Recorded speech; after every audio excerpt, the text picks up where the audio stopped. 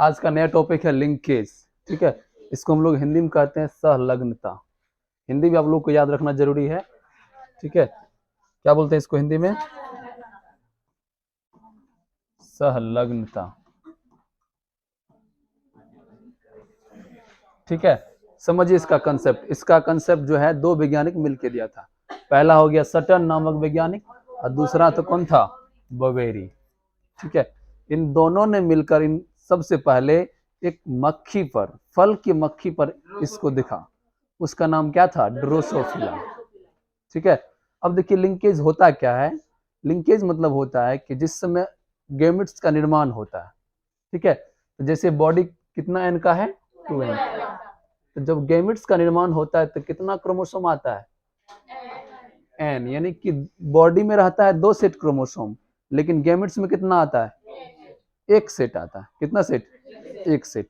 और इस क्रम में कौन सा कोशिका विभाजन होता है? मेयोसिस सेल डिवीजन होता है। ठीक है, लेकिन कभी कभी रेयर केस में क्या होता है कि म्यूसिस सेल डिवीजन तो होता है लेकिन क्रोमोसोम अलग नहीं हो पाता है। ठीक है, जितना क्रोमोसोम उसका है सारा का सारा किस में आ जाता है? अगले संतान में आ जाता है, अगले वंश में आ जाता है।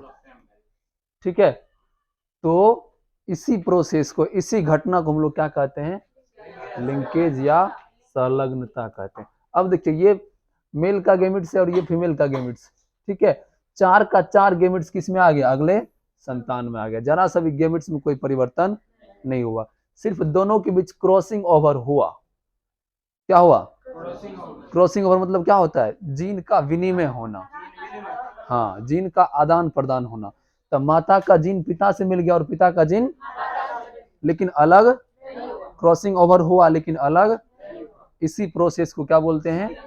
लिंकेज। हिंदी में कहते हैं संलग्नता। ठीक है, इसका खोज 2 वैज्ञानिक ने पहले देखा था, जिसका नाम, पहला का नाम है सटन नामक वैज्ञानिक था और इसका एक दोस्त भी था जो इसको हेल्प किया, उसका नाम था बवेरी। ठीक है, तो सटन ऑब्जेक्टिव क्वेश्चन पूछेगा कि लिंकेज का खोज सर्वप्रथम किसने किया था? सटन और बोवेरी। इन दोनों दोस्तों ने मिलकर क्या किया? लिंकेज का सिद्धांत दिया, अर्थात लिंकेज को पहली बार इन्होंने देखा। ठीक है, और यही सब घटना के बारे में इसको बताया। ठीक है, यही क्या आपका है? लिंकेज। याद हो गया सबको? यदि गैमेट्स निर्माण के समय जीन या क्रोमोसोम अलग नहीं होता है, सारा का सारा जीन किस में चल जाता है? अगले संतान में चल जाता, तो यही क्या कहलाता है? सहलग्नता या लिंकेज कहलाता है। ठीक है।